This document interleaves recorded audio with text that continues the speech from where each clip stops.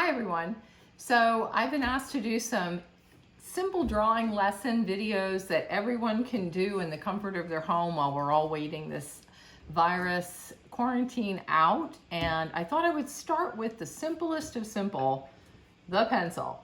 Everyone should have a pencil at home and probably some printing paper from your computer, or just any scrap white paper or even light colored paper might do too.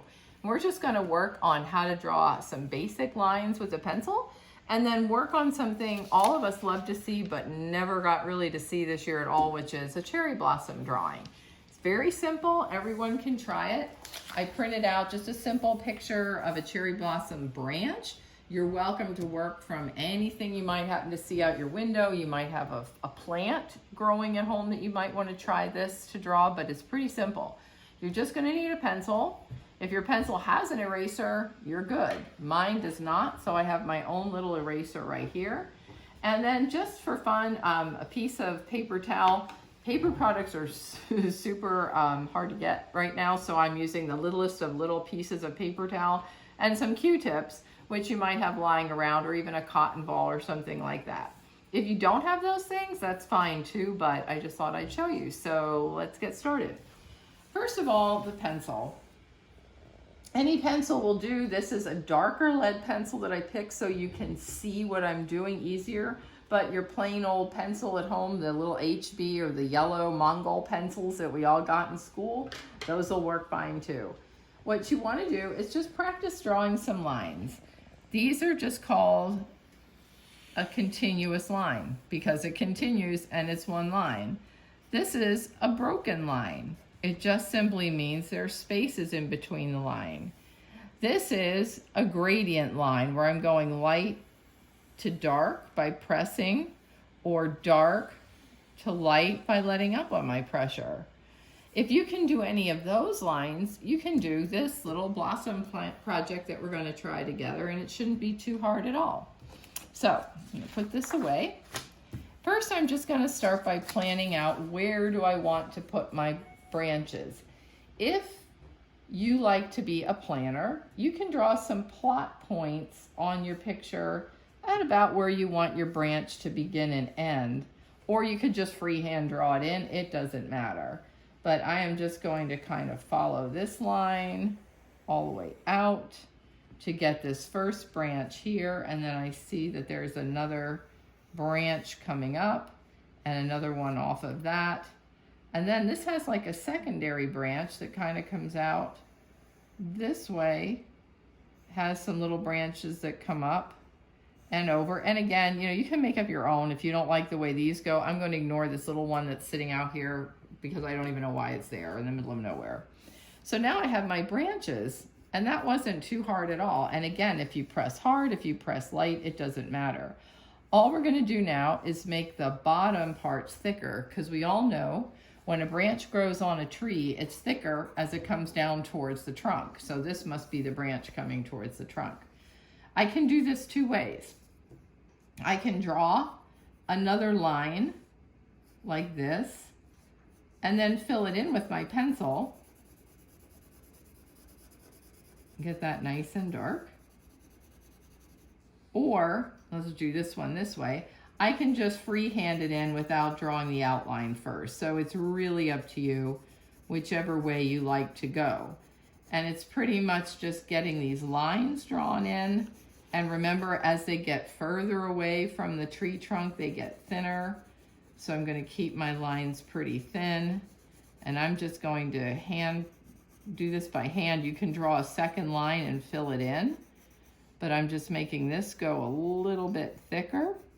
And then I'm just going to draw some other little stems just out from where I want this branch to go. Okay, yeah, I think I'll make this one just a little bit darker right here. So now I have my branches. The next thing I'm going to do are outline my flowers. So the flowers are lighter, and since we're not using color pencil, we're just using something you might have at home, just a regular pencil, we're going to interpret this pink as a light gray. So first I'm going to draw my shapes. You might be saying, okay, I can't draw that shape.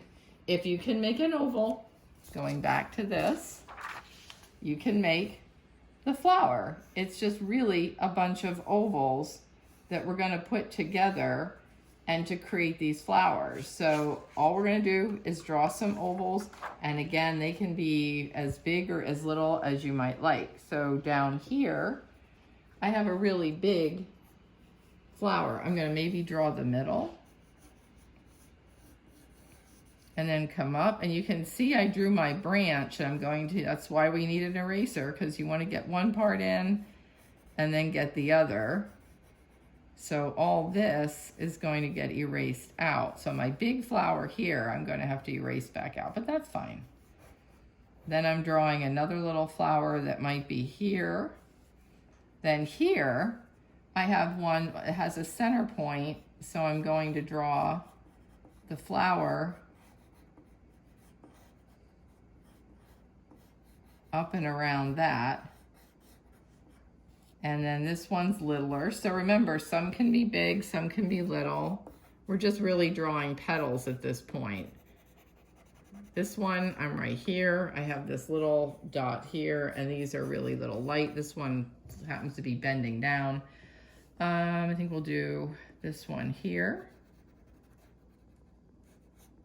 And this one is bending up, so I'm not seeing all of the petals. I'm just seeing a little bit of this kind of shape here. And then this one, again, I'm just seeing an outline, and it's a weird shape, so you don't have to worry about any of those things. Then I'm just going to take my eraser. If it's on the back of your pencil, that's fine. Just kind of erase out the lines where I don't want to see through my stem. I think that's pretty good. There's one up here. Right here a little bit. Okay, that's fine. So now this is where the fun comes in with the blending tools, and these are simple because there's things like a Q-tip. You can do this a couple of different ways. To make this medium pink tone gray, I can just color it in with my pencil and leave it if I like that, or I can take my Q-tip and really soften it in. That blends it in, and you get this really pretty soft gray that kind of mirrors that petal of that cherry blossom. I'll do that again. I'm just going to go in, lay in some pencil, and then just use the Q-tip to blend it in. Another thing you can do if you want, I'll try this, I'll keep going with this in a minute, but let's say I just want to make something really light.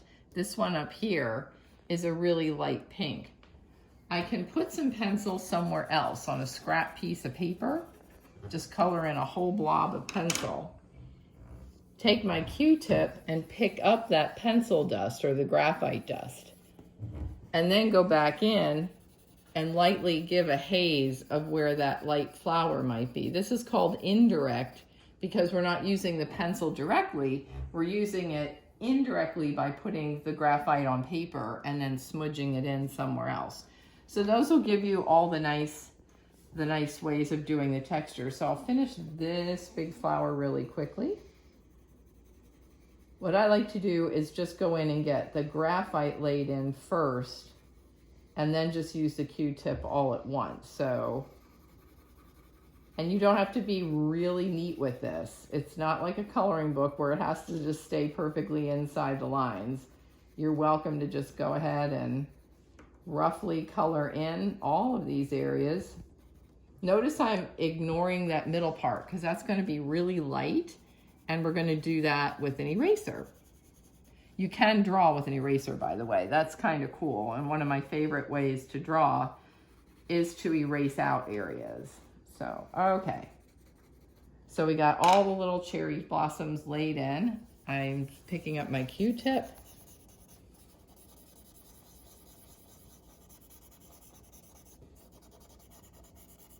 Just softening in these areas. See, don't worry, I'm going to show you how to clean that up with an eraser in a minute. We're just softening in some of these.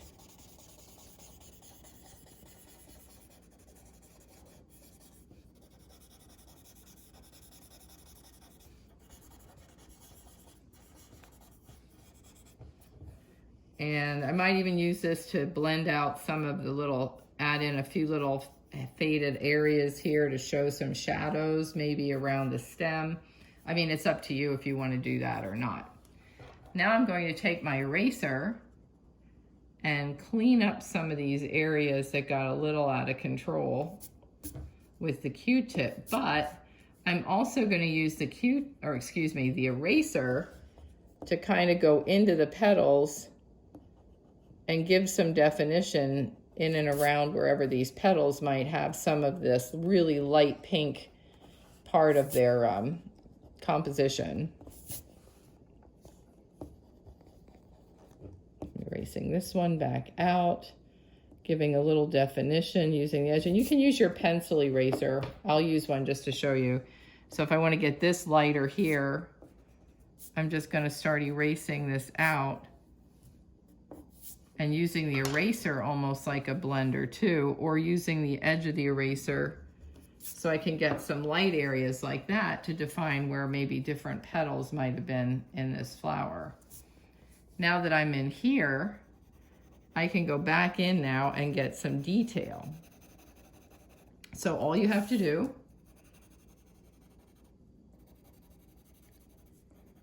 is draw in these areas here and just start getting the darker areas towards the bottom, and that'll start to give you the illusion of the inside of your flower by getting the darker areas along the edge of that. And I'm going to do the same thing here. Just go darker around that edge of the, and don't be afraid to turn your paper. It's not glued to the table, so you can turn it around to make it work for however is best suited for your hands.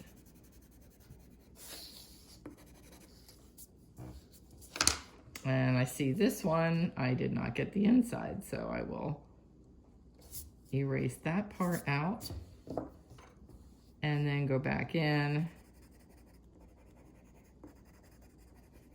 And again, I'm just using little simple motions. Maybe give this one a little more definition.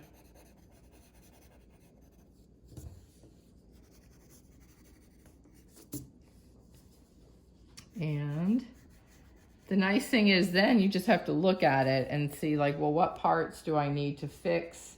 What do I want to add or do something with? Like, I feel like this still needs to be softer because cherry blossoms are very delicate.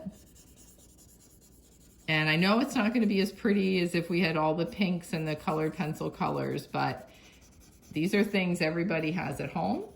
I'm going to go into that so it's not white because I think that looks a little strange. And, you know, then just taking the edge of the pencil and maybe making some definition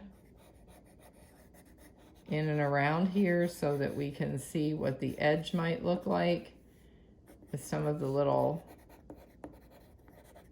stamen parts of the flower.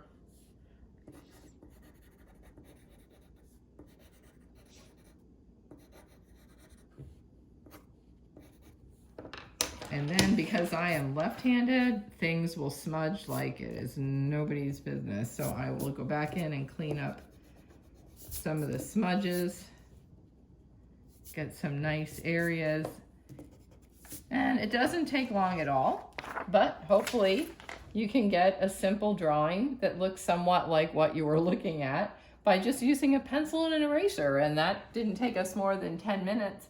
So if you want to take a break from your daily routine or try something new, just try picking up a pencil, try making some marks, and then just try your hand at something that might be fun for you to do. Again, there's no right or wrong answers. If you can make a circle and you can make a line, and it doesn't have to be a straight line, because people come down to the art center and they always say, oh no, I can't draw a straight line. Well, the good news is, that's why they made rulers, so nobody has to come down knowing they made a straight line. We're just going to be doing some simple drawings. And if you like this and you want to try us every Wednesday at noon, we have a drawing class in the Art Center once we're back in business and everyone's moving about the country. We hope to see you down there. In the meantime, I hope you're enjoying these lessons.